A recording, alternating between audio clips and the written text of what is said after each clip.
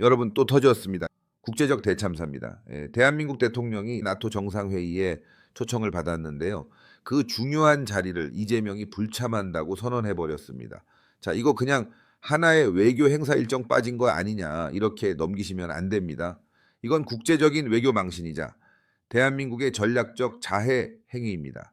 이번 나토 정상회의는 6월 24일부터 25일까지 네덜란드 헤이그에서 열립니다. 나토 홈페이지에 정식으로 올라온 일정표 보시면요. 25일 오후 2시 30분 마르크 나르비터 나토 사무총장이 미국 트럼프 대통령과 인도 태평양 4개국 정상들과 회담을 갖는다고 공지되어 있습니다.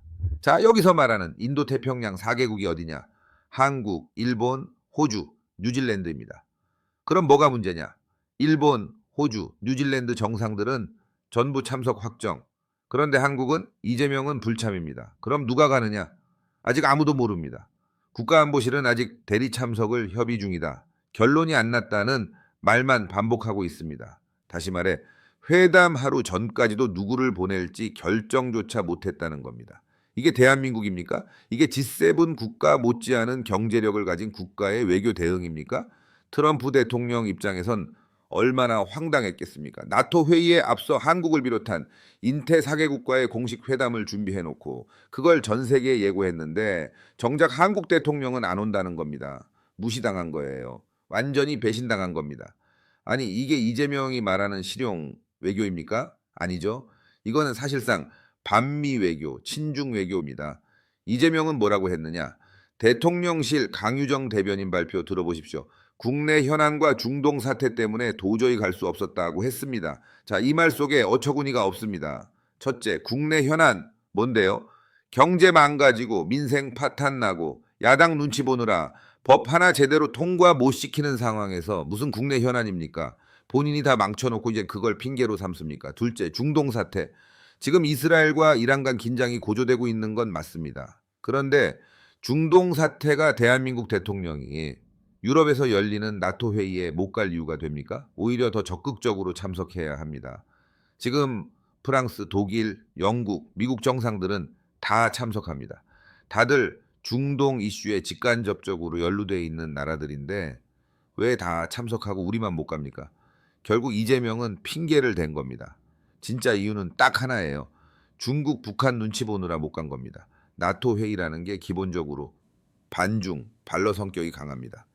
거기서 인태 4개국 협력이 강조되고 미일 호뉴가 중심이 되는 구조가 되면 한국이 자동적으로 반중 전선에 들어가게 되니까 이재명은 그걸 피하려는 겁니다. 그래서 빠진 겁니다. 결국 대한민국이 전략적 외교 무대에서 스스로 빠진 거예요. 이건 그냥 실수가 아닙니다. 의도된 방기입니다. 그리고 가장 큰 문제는 그 공백이 누가 메우느냐는 겁니다. 일본입니다. 이시바 시게루 총리 참석 확정입니다.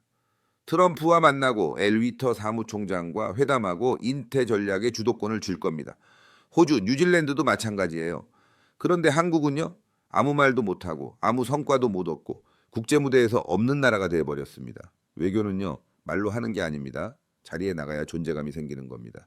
사진 한 장, 악수 한 번이 수십 조짜리 외교, 안보, 경제 성과로 이어지는 겁니다. 그런데 이재명은 그것조차 포기한 겁니다. 아무리 국내 정치가 급해도 외교는 백년지대계예요. 국정 운영을 한다는 사람이라면 그 기본도 몰라선 안 되는 거죠. 트럼프는 지금 명확한 메시지를 세계에 보내고 있습니다.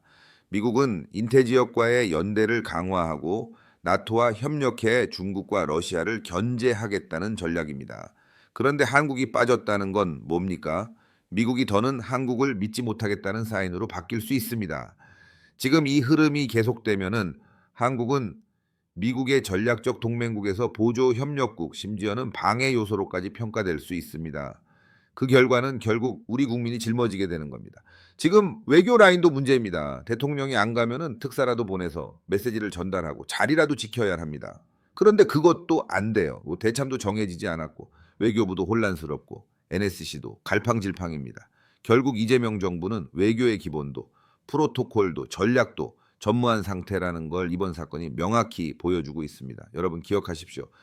2025년 6월 대한민국 대통령이 나토 회의에 불참하고 트럼프는 인태 4개국 정상과 회담을 했지만 거기엔 한국 대통령의 모습은 없었던 그 장면. 이건 우연도 아니고 단순한 실수도 아닙니다. 이건 이재명의 전략적 무지이자 외교적 자해 행위입니다.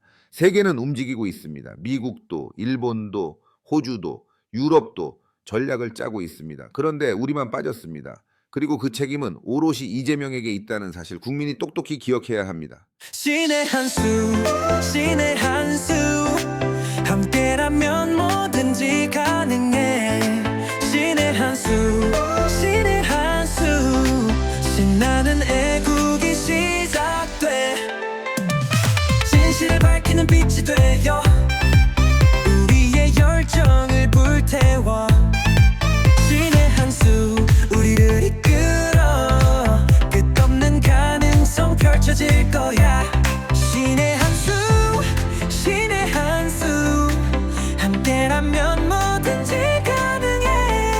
신의 한수, 신의 한수, 신나는 애국이 시작돼.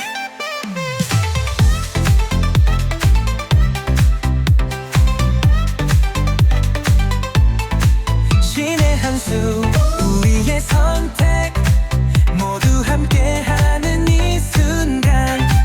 신의 한수, 신의 한수, 밝은 미래를 향해 날아가.